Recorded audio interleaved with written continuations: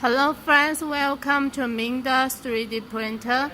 Nice to see you again. I'm Polly. Today we would like to share some steps to start our printing. First, turn on the power. There's the buttons behind the machine.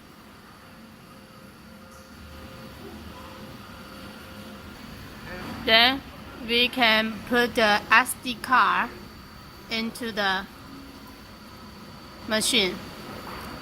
That is to carry our data of the module. Then we almost done half of work. Set the filaments on the machine. You can see PLA filaments. And then connecting the filaments into the machine.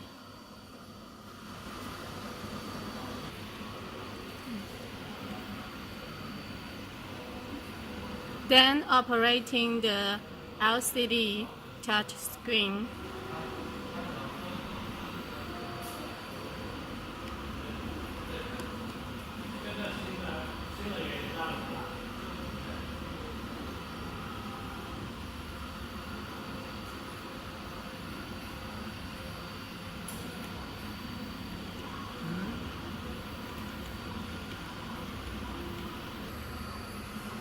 Okay, all the steps is finished.